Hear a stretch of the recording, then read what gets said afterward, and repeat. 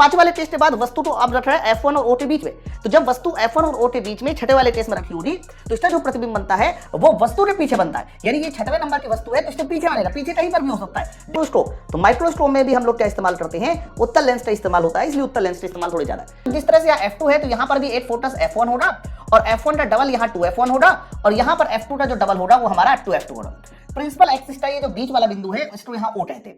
पिछले वाले वीडियो में मैंने आपको पूरा का पूरा मिरर समझा दिया था। आज की वीडियो में मैं आपको लेंस समझाने वाला हूँ, क्योंकि कोई भी ग्रुप डी से तो मिरर और लेंस से सवाल पूछे जा रहे हैं। आप शुरुआत करते वीडियो की पूरा वीडियो देखिएगा, फिर मुझे बताइएगा कि कैसा समझ में आया। तो जब हम लोग लेंस की बात करते हैं तो दो तरह के लेंस होते हैं, एक हमारा उत्तल लेंस होता है, ये हमारा अवतल लेंस है। ध्यान रखना, ऐसे लेंस जो किनारे पर पतला होता है और बीच में हमारा मोटा होता है, ये परिभाषा है, ऐसे लेंस को हम लोग उत्तल लेंस कहते हैं। और ऐसा लेंस जो बीच में देखो पतला है और किनारे पर मोटा है, तो जो बीच में पतला होता है किनारे पर मोटा होता है, ऐसे लेंस को हम लोग कॉन्केव लेंस कहते हैं और हिंदी में आप लोग इसको अवतल लेंस के नाम से जानेंगे।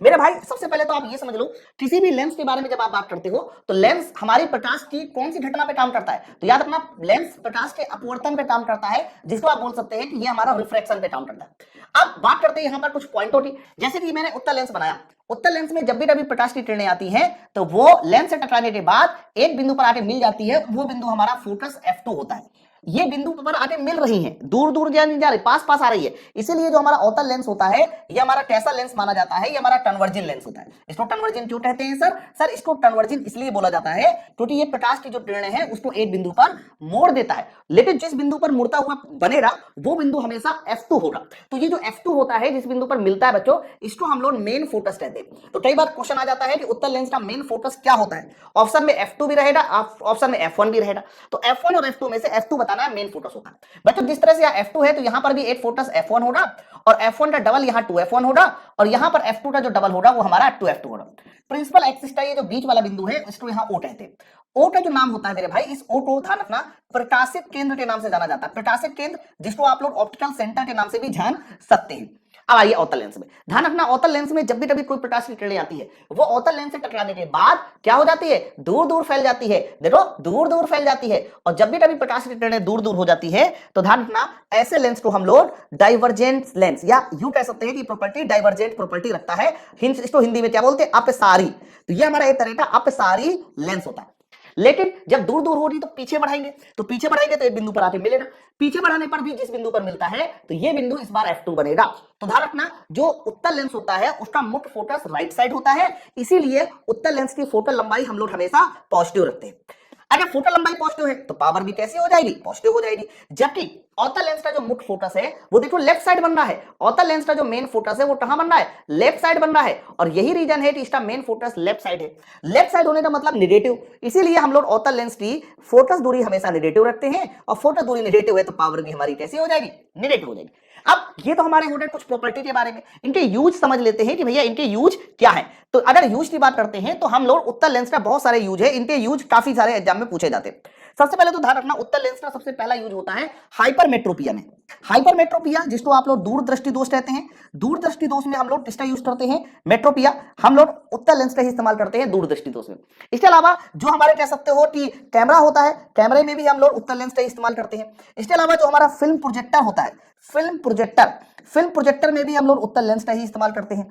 और बचपन में जो आप लोग मैग्नीफाइंग ग्लास यूज करते थे ना, कभी हीरा बेचने वाली दुकान के पास जाइए ना, वो एक मैग्नीफाइंग ग्लास यूज करता है। तो जो हमारा मैग्नीफाइंग ग्लास होता है, मैग्नीफाइंग ग्लास वो भी हमारा कौन से लेंस से बना होता है, वो भी हमारा उत्तल लेंस से ही बना होता है। इसके अलावा जो हमारा माइक्रोस्कोप होता है, माइक्रोस्कोप में भी हम लोग क्या इस्तेमाल करते हैं, उत्तल लेंस का इस्तेमाल होता है, इसलिए उत्तल लेंस का इस्तेमाल थोड़ी ज्यादा।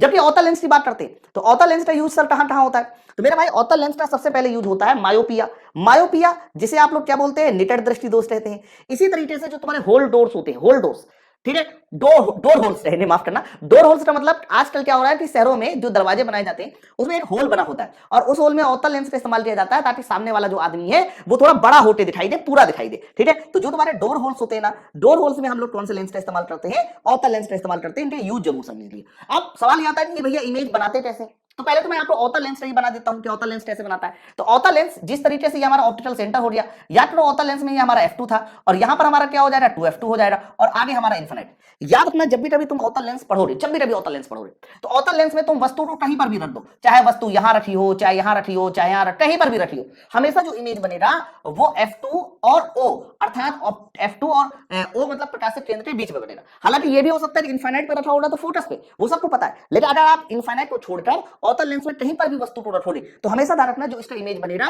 वो ऑप्टिकल सेंटर O और F2 के बीच में बनना है, इसके अलावा और कहीं नहीं जाता। तो अवतल लेंस बनाता कैसा इमेज है? हाँ, छोटा बनाएगा।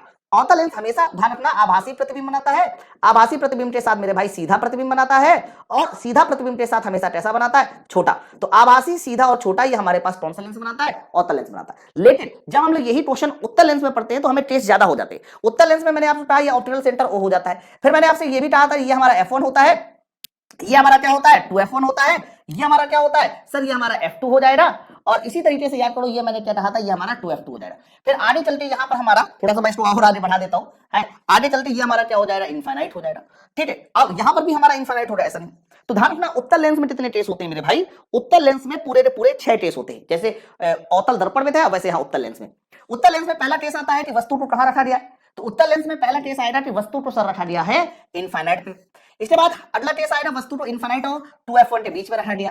अगला टेस्ट आएगा वस्तु को 2F1 पर रखा गया। अगला टेस्ट आएगा वस्तु को कहां पर रखा गया, ये मैं O हटा दूं, इसका कोई मतलब नहीं है ना। अगला टेस्ट आएगा कि वस्तु को रखा गया है 2F1 और F1 के बीच में, ये सब वस्तु है। ओके, अगला केस आएगा वस्तु को रखा गया F1 पे और मेरे भाई अगला केस आएगा वस्तु को रखा गया F1 और ऑप्टिकल सेंटर O के बीच में। बच्चों ये जो हमारे 6 टेस्ट है, इन 6 टेस्ट को थोड़ा सा मैं नाम दे देता हूं। पहला टेस्ट है वस्तु को रखा गया इनफिनिट पे, दूसरा टेस्ट है इनफिनिट और 2F1 के बीच में रखा गया है, तीसरा टेस्ट है वस्तु को रखा गया है 2F1 पर, अगला टेस्ट है 2F1 और F1 के बीच में रखा गया है, चौथा टेस्ट, पांचवा टेस्ट है F1 पर रखा गया है और छठवां टेस्ट है F1 और O के बीच में रखा है। मैंने आपको पहले भी बताया दिया है कि चाहे मिरर हो चाहे लेंस हो, जब भी कभी वस्तु को अनंत पे रखोगे तो प्रतिबिंब फोकस पे बनेगा और वस्तु को फोकस पे रखोगे तो प्रतिबिंब अनंत पे बनेगा। अब हो रहा क्या, जब वस्तु को तुमने अनंत पे रख दिया पहले वाले केस, तो इसका जो इमेज बनेगा ये हमारा फोकस पे बनेगा, बहुत छोटा बनता है, उल्टा बनता है, बहुत छोटा बनता है ना। तो पहला वाला केस है, इसलिए मैं इसको यहाँ पर कौन सा नंबर दे देता हूँ, मैं यहाँ पर इसको A नंबर दे देता हूँ। बहुत छोटा बनेगा और उल्टा बनेगा है, और उल्टा प्रतिबिंब हमेशा वास्तविक होता है। अब अगले वाले केस में वस्तु को इनफिनिट से 2F1 आगे लाए तो प्रतिबिंब F2 से 2F2 के बीच बन जाएगा और F2 से 2F2 के बीच बनेगा, उल्टा अभी भी है, अभी भी उससे छोटा है, इससे क्या है छोटा है और लेकिन वास्तविक। थर्ड वाले टेस्ट में 2F1 पर रखा तो प्रतिबिंब और इधर आ जाएगा, प्रतिबिंब आप 2F2 पे बनेगा थर्ड वाले टेस्ट का, और थर्ड वाले टेस्ट को मैंने C से शो कर दिया। अब ये वाला टेस्ट ऐसा होता है जिसमें प्रतिबिंब हमारा कैसा हो जाता है मेरे भाई, बराबर हो जाता है। अब वस्तु को और आगे ला रहे हो, 2F1 और F1 के बीच में ला रहे हो, तो 2F1 और F1 के बीच में होगा तो प्रतिबिंब और आगे बढ़ जाएगा, बड़ा बन जाएगा, बड़ा है, अब ये बड़ा है। ओके, और पांचवा वाला केस है वस्तु को हमने कहा रखा फोकस पे F1 पे, तो प्रतिबिंब बनेगा इनफिनिट पे, बहुत बड़ा बनेगा। ये पांचवे वाले टेस्ट का E नंबर है, पांचवे वाले टेस्ट का प्रतिबिंब E नंबर होगा, बहुत बड़ा बनेगा। अब पांचवे वाले टेस्ट के बाद वस्तु को अब रख रहा है F1 और O के बीच में, तो जब वस्तु F1 और O के बीच में छठे वाले टेस्ट में रखी होगी तो इसका जो प्रतिबिंब बनता है वो वस्तु के पीछे बनता है, यानी ये छठवें नंबर की वस्तु है तो इसके पीछे बनेगा, पीछे कहीं पर भी हो सकता है, डिपेंड करेगा इसकी पोजीशन क्या, F1 पे भी हो सकता है, इसके पीछे भी हो सकता है। तो छठे वाले टेस्ट का जो हमारा प्रतिबिंब बन जाएगा वो F बन जाएगा। बच्चों देखो उत्तल लेंस हमारा वास्तविक उल्टा बना रहा है, वास्तविक उल्टे के साथ छोटा भी बना रहा है, बराबरी बना रहा है, बड़ा भी बना रहा है, और साथ साथ देखो आभासी के साथ फिर वो बड़ा बना रहा है। ठीक है, अब इसी सारे गुण को मैं एक बार जो है आपको फिर से टैली करा देता हूं, याद करा देता हूं, बड़े आराम से याद करेंगे हम लोग। लेंस की स्थिति है, वस्तु को आपने इनफिनिट पे रखा, इनफिनिट से आ गया इनफिनिट और 2F1 के बीच में रखा, फिर 2F1 पे रखा, फिर 2F1 F1 के बीच में रखा, फिर F1 पे रखा, फिर F1 और O के बीच में रखा। सर प्रतिबिंब की स्थिति क्या है, तो मैंने कहा था ना, अरे वस्तु इनफिनिट पे तो प्रतिबिंब कहां बनेगा, फोकस, और उस तरफ फोकस था F2। अगर वस्तु इनफिनिट और 2F1 के बीच में तो प्रतिबिंब कहां बनेगा, इनफिनिट को फोकस बना दीजिए F2 और 2F2 के बीच में, है ना। वस्तु 2F1 पे है तो प्रतिबिंब हमारा 2F2 पे बनेगा, क्या ठीक है। वस्तु 2F1 और F1 के बीच में और आगे आ रहा तो प्रतिबिंब 2F2 से भी आगे चला जाएगा, यानी 2F2 और इनफिनिट के बीच में बनेगा मेरे भाई। लास्ट वाले केस में इसमें वस्तु F1 पे है तो प्रतिबिंब हमारा कहां बनेगा, इनफिनिट पे। वस्तु F1 और O के बीच में, तो ये वाले केस में जो प्रतिबिंब बनेगा यहां पर रखना है दर्पण के पीछे, जैसे था ना अवतल दर्पण में, तो यहां दर्पण के पीछे नहीं मेरे भाई, वस्तु के पीछे बताना है। बच्चों लास्ट वाला जो केस था, ये वाला केस ऐसा केस था जिसमें बनने वाला प्रतिबिंब आभासी था, आभासी प्रतिबिंब हमेशा सीधा होता है, और ये वाला केस ऐसा केस था जिसमें हमारा प्रतिबिंब कैसा बना था, बड़ा। बाकी यहां से लेकर यहां तक के जितने भी टेस्ट थे, यहां से लेकर यहां तक जितने भी टेस्ट थे, उसमें जो प्रतिबिंब बन रहा था मेरे भाई वो कैसा प्रतिबिंब बन रहा था, वास्तविक। क्योंकि सारे प्रतिबिंब उल्टे थे, तो वास्तविक प्रतिबिंब बन रहा था उल्टा बन रहा था। लेकिन इनमें से कुछ छोटा था कुछ बड़ा था, तो जो प्रतिबिंब फोकस में बने, है ना, जो प्रतिबिंब फोकस में बने वो छोटा लिख देना है, और जो प्रतिबिंब इनफाइनाइट की ओर बने, ये देखो ये दोनों, उसमें बड़ा लिख देना। और 2f1 से 2f2 पे बना है, तो ये वाला टेस्ट जो है वो प्रतिबिंब को बराबर बनाएगा। ओके, ये जो बराबर बनने वाला टेस्ट होता है ना, उल्टा है बराबर है, ये वाले टेस्ट बहुत इंपॉर्टेंट होता है, क्योंकि यही वाले टेस्ट के लिए आवर्धन क्षमता की वैल्यू m बराबर -1 आती है। बराबर है इसलिए 1, उल्टा है इसलिए -1, तो ये वाले टेस्ट के लिए -1 आती है। ठीक है, तो ये जो मैंने आपको अगले 5-10 मिनट में जितने भी मिनट हुए हो, लेंस का एक कंप्लीट वीडियो दिया है, इस तरीके से आप टेबल बना के याद कीजिए, कभी भी आपको भूलेगा नहीं। लेंस के उपयोग जरूर याद कर लीजिए, क्योंकि दर्पण थे तो सबको पता है, लेंस के याद करना भूल जाते हैं। ठीक है, तो चलो फिर हम लोग मिलते हैं अपने नेक्स्ट वीडियो में। कैसा लगा वीडियो मुझे कमेंट सेक्शन में जरूर बताएं। Thank you very much.